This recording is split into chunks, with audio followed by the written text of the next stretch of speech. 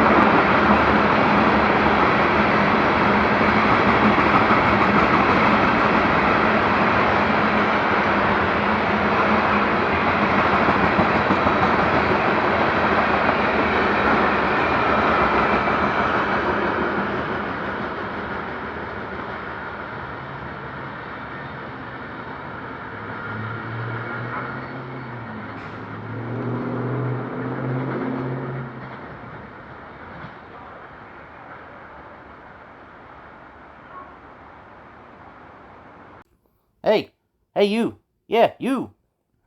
If you enjoyed this video and want me to continue making these videos, leave a like, leave a comment, share this video, even click that little subscribe button.